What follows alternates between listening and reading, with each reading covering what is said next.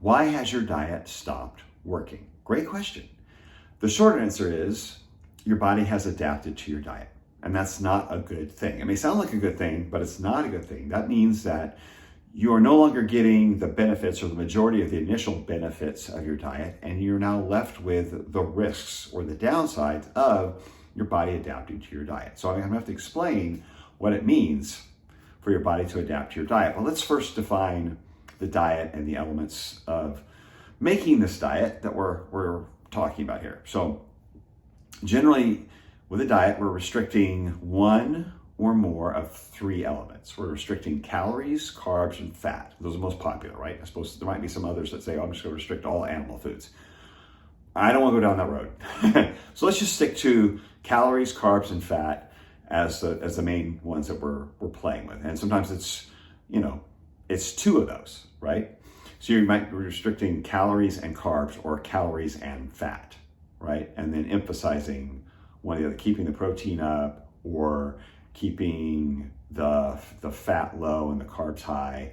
So different variations, ending with the same result. You're creating metabolic stress by restricting one or more of these elements. You're creating some level of metabolic stress with the desired effect of your body breaking down more fat for fuel, right? Body fat. So you lose weight, you lose fat. Now, what often happens along with one of these diets is that you don't just break down fat, but you're also breaking down protein as well, which can come from muscle, skin, bone, but you do what you can to try to make it mostly fat and limit the muscle or the protein breakdown. Either way, you're losing weight, right? Because you've created metabolic stress and your body's trying to make up for the missing elements by breaking down those tissues. So you've created an almost starvation response. Essentially, you've created a catabolic response or a breakdown. Catabolic meaning it's breaking down tissue. Anabolic meaning we're building tissue, right? So for a diet, you created a catabolic response. You're breaking down tissue to use for whatever it is that tissue is best used for. That's missing because it's missing in your diet. Generally energy, but with things like fat, it could be hormone production, right? With proteins are used all over the body for a number of needs, right? A number of functions. Carbohydrate used also for a number of functions, but mostly let's just keep it to energy for now. So energy, right, is something your body doesn't like doing without. It wants to keep its cells alive. And if it notices that, hey, energy production has diminished or isn't as available, energy is not as available, we're starving, we got to break down this tissue, but we can't continue this indefinitely, right? It wants to slow that process down because it can't continually keep breaking down tissue to replace this missing element in your diet, because eventually you'd wither away, right? You'd be even if you get to half your body weight. That's kind of scary for your nervous system, for your body, part of your brain that wants to stay alive.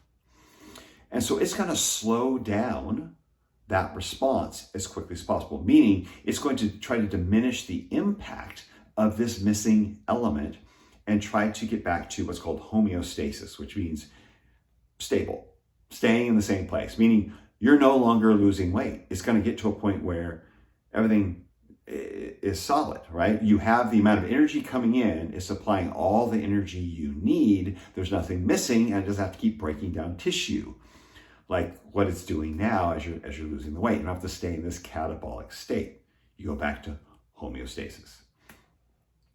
And so the desire for homeostasis is very strong in the body. And that is why I said when you adapt to that diet, it's not a good thing. That means you've been in that state long enough for your body to try to achieve homeostasis to the point that either weight loss has stopped or slowed to a point that it's no longer noticeable or motivating for you. It's just not worth it, right?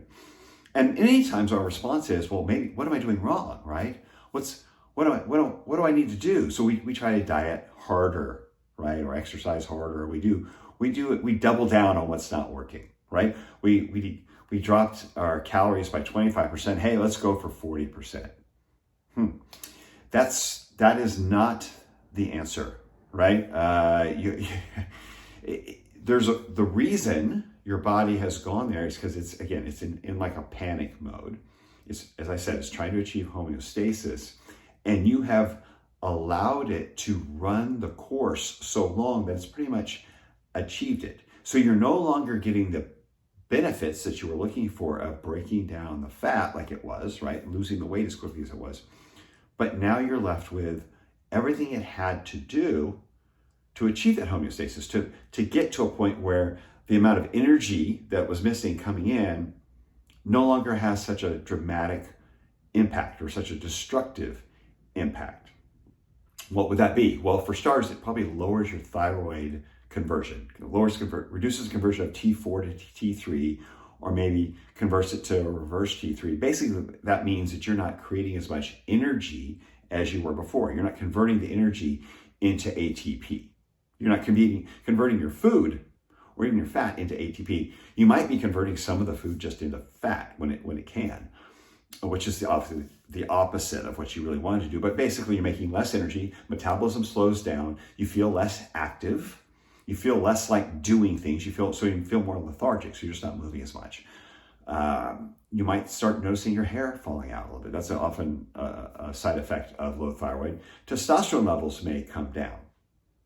And for, that's men and women. And for women, they might have disrupted sex hormones across the board. You might have disrupted sleep because you have elevated cortisol levels. So the stress hormones, which break down muscle, skin, and bone to turn protein into glucose, they also break down fat and cause more fatty acids, free fatty acids to be released in the bloodstream. Means that so basically they help release energy, but it's cortisol, adrenaline, and glucagon are released to help part of that catabolic process. They stimulate the catabolic process I mentioned with this breaking down tissue to be used for fuel.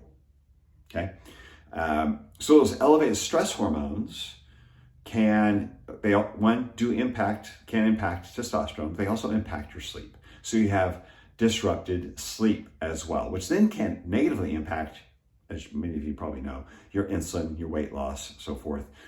Definitely your recovery from workouts, make you feel more lethargic during the day again. So essentially, energy production is reduced, stress hormones are high, and recovery is reduced again, and the sex hormones are thrown off. So not ideal effects, right? Side effects of this diet, but that's how your body's responding to it. And we see this textbook when they do studies on young athletes, is usually who they're looking at, but these conditions are called low energy availability, LEA, or reduced energy deficiency in sport, relative energy deficiency in sport, and that's called REDS. So, again, textbook, you can look up all the side effects. There are many of those that I mentioned and probably a few more.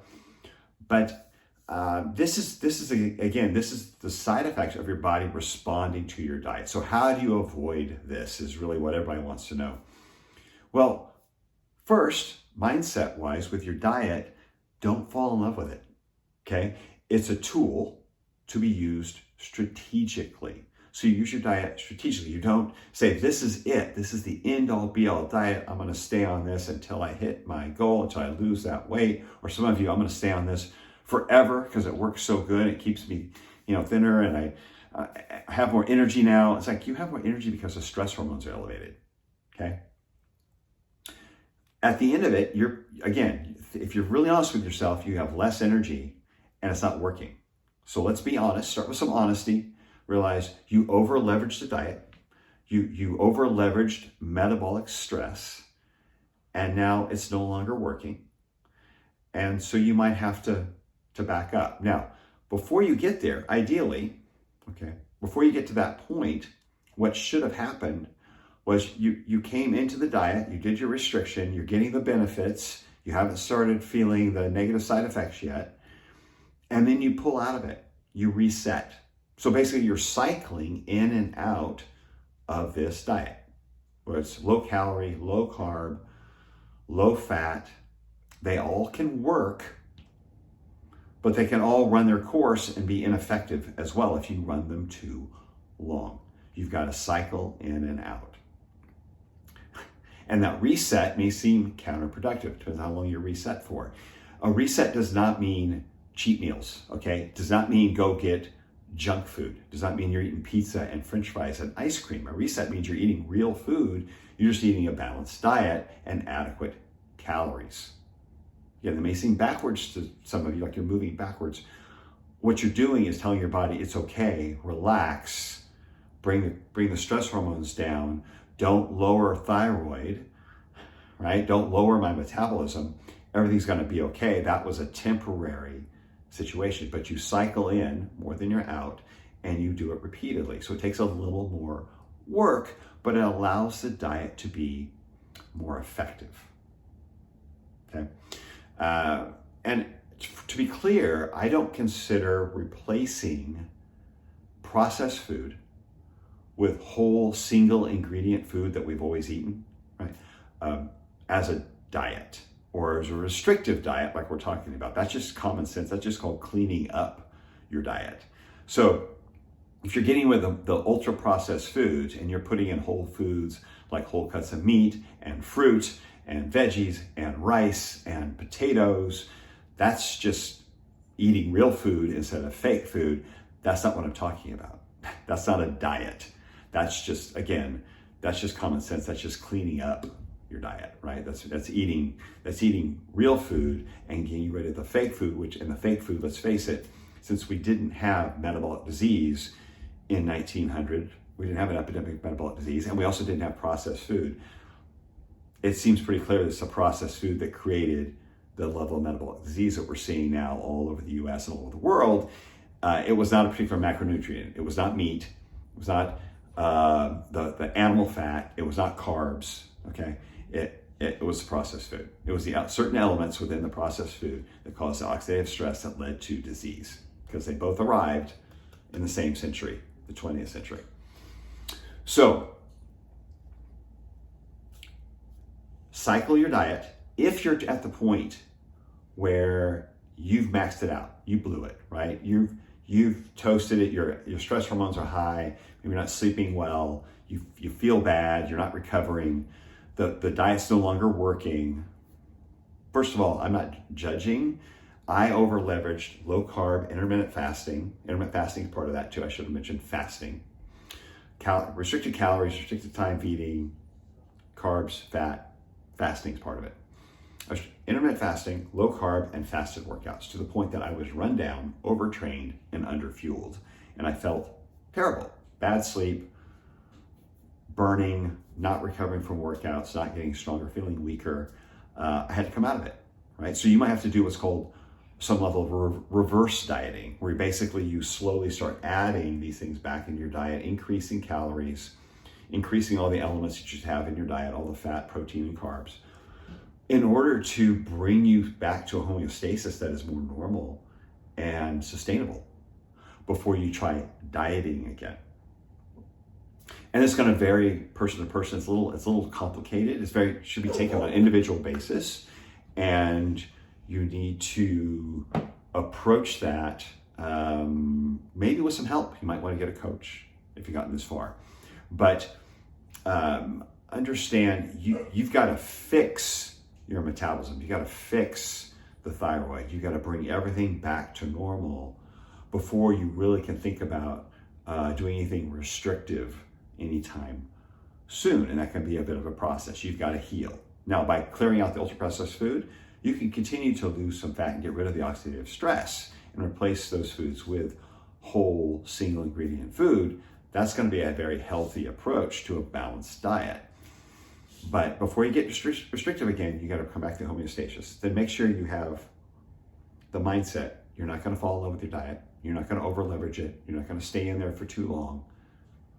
You're gonna cycle in and out, because that's going to allow you to get the benefits for a short period of time, come out, reset, tell your body everything's okay, relax, and then you dive back in again, get the benefits, and stair-step your way to the weight loss that you're after, rather than trying to just nosedive there without ever helping your body, reset and recover from the metabolic stress that you're causing. Now, if you want to hear more my experience, I did a whole video on experimenting with the sugar diet. Now, that make some of you sound like, say what? I did my own version of it using whole food, fruit, honey, things like this. And even if I'm not asking you to do it, but I'm saying if you want to hear how I did it, how I cycled in and out, I explained how I cycled in and out of certain phases of that diet that are somewhat extreme, but I cycle, maybe do them for 3, 4, 5 days, cycle back out for a day or two, then go back in. So check out the sugar diet video. Again, the name is just the popular name for this diet. I did a fruit version, but it gives you an example of how I approached it in a way that allowed me to get the benefits of a significant amount of fat loss in a short period of time, like 6 pounds of fat measured by bioimpedance over a 7-week period, without muscle loss and without throwing my metabolism off and lowering thyroid. I felt great, actually, had more energy, had better sleep. So that might be a good example of what I'm talking about.